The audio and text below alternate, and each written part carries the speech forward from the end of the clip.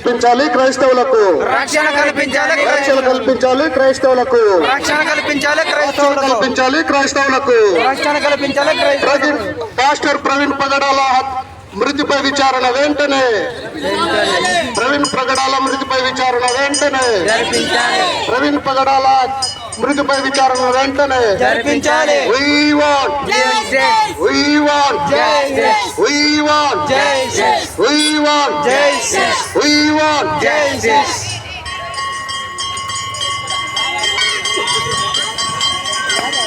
క్రైస్తవ మత ప్రచారకుడు పాస్టర్ హైదరాబాద్ కు చెందిన ప్రవీణ్ పగడాల మృతి.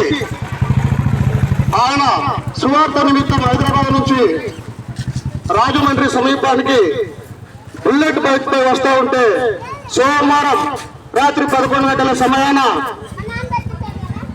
ఆయన లారీని ఢీకొని చనిపోయాడని మంగళవారం మనము వార్తలు వెలుగు చూశాం. ఈరోజు భారతదేశంలో చూస్తూ ఉంటే క్రైస్తవులపై అనేక రకాల దాడులు జరుగుతూ ఉన్నాయి. ఆయన మృతి చాలా అనుమానాలు ఉన్నాయి. ఆయన యాక్సిడెంట్ గురి ఉంటే సుమారుగా 10-20 మీటర్లలో ఒక 4-5 కర్రలు, ఆ కర్రలకి రక్తం కారి ఉన్నది. మరి ఆయన యాక్సిడెంట్ మృతి చెందితే కర్రలకు రక్తం ఏ విధంగా వస్తుంది, ఆ కర్రలు ఏ విధంగా పగిలిపోతుందని కూడా మేము అనుమానాలు వ్యక్తం చేస్తూ ఉన్నాం. అంతేకాదు ఈ దేశంలో క్రైస్తవులపై రోజు రోజున దాడులు, హింసలు, మారణకాండలు ఎక్కువైపోతూ ఉన్నాయి. దానిని అరికట్టవలసిన ప్రభుత్వాలు మరి ఈ రోజు మతాలను స్వేచ్ఛగా వదిలేస్తూ మరి వారి ఇష్టాన్ని రీతిలో చేస్తూ ఉన్నారు. మరదే రాజమండ్రి సమీపంలో గత వారంలో హైందవ మత ప్రచారకుడైనటువంటి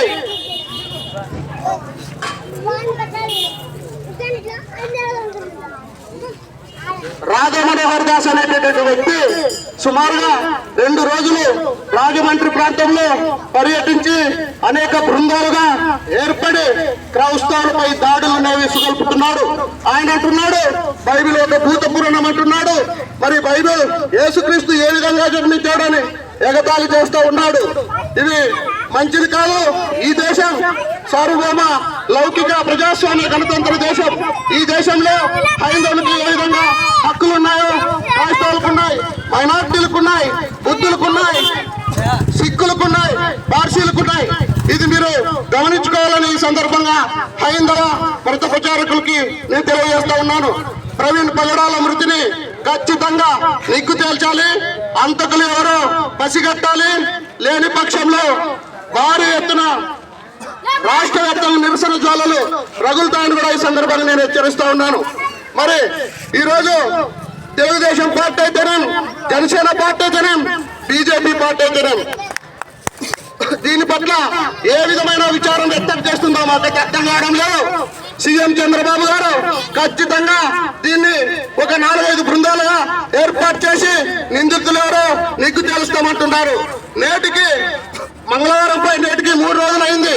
మరి ఈ 3 రోజుల్లో FSL రిపోర్ట్ కూడా వదలకపోవడం దేనికి సంకేతం అని కూడా ఈ సందర్భంగా తెలియజేసుకుంటున్నాను.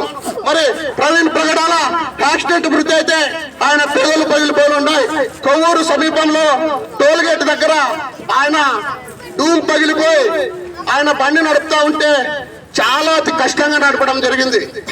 CCTV ఫుటేజ్ లో చూస్తూ ఉంటే కొవ్వూరు కంటే ముందు టోల్ ప్లాజా దగ్గరే ఆయనపై భారీ హత్యా ప్రయత్నం జరిగింది. ఆయన ఎంతో బాధతో బండి నడుపుతూ మరి ఆ కొవ్వూరు దాటిన ఒక 10 కిలోమీటర్లలోపే హత్యగా చిత్రీకరించారు. మరి మనం మణిపూర్ రాష్ట్రంలో చూస్తూ ఉంటే మైత్రి తెగలు క్రైస్తవ కూకిలపై అనేక దాడులు చేశారు, హింసలు చేశారు, మానభంగాలు చేశారు, 300-400 చర్చిలు కూలగొట్టారు. మరి ఇదేనా మీరు చేసేది? ఈ దేశంలో ఇలాంటి మారణకాండలు భాజపా ప్రభుత్వం మీరు కనుక వెనక్కి తీసుకోకపోతే ఖచ్చితంగా తిరుగుబాటు ఏర్పడుతుందని కూడా ఈ సందర్భంగా నేను తెలియజేసుకుంటున్నాను. మరి అదేవిధంగా క్రైస్తవులకు రక్షణ కల్పించాలి. భారత రాజ్యాంగం ఆర్టికల్ 15 ఏ కులాన్నైనా ఏ మతాన్నైనా వారికి స్వేచ్ఛ ఉంది, ప్రకటించుకునే స్వేచ్ఛ ఉంది. ఆర్టికల్ 25 మరి బోధలు చేసే స్వేచ్ఛ ఉంది. మీరు ఎక్కడైనా క్రైస్తవ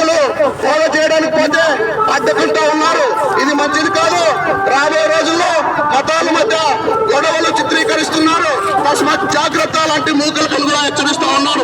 మరి తక్షణమే ఆంధ్రప్రదేశ్ ప్రభుత్వం ప్రవీణ్ పగడాల హత్య యొక్క కోణాలు నిజాలు తెలిపి సమాజం ముందుంచి మరి ఆయన వెంబడించిన రెడ్ కార్ ను, మరి ఆ రెడ్ కార్ లో ఎవరున్నారు, ఆ కారు ఎవరిది, మరి ఎంతమంది హత్య చేశారు, అటువంటి బ్రూటల్ ఇన్సిడెంట్ ని ప్రజలకు తెలపాలని కూడా ఈ సందర్భంగా తెలియజేస్తూ ఉన్నారు.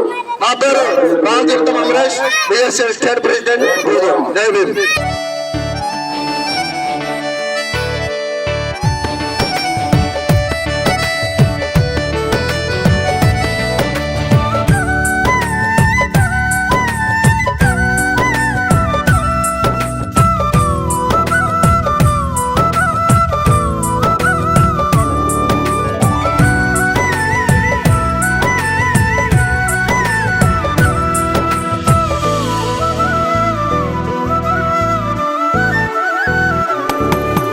పల్లె పల్లెన సువార్త పనులే జరగాలి, పట్టణాలలో ప్రభు సభలే చెయ్యాలి.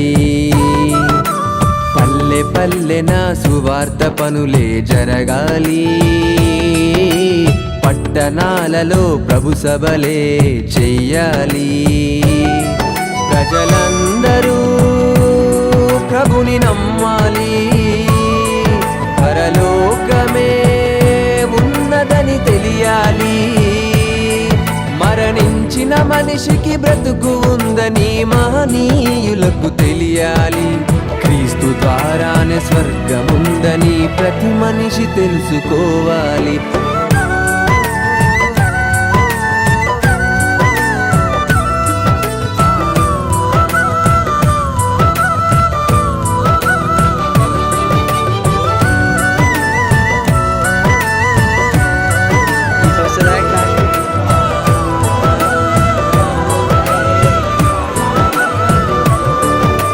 పల్లె పల్లెన సువార్త పనులే జరగాలి,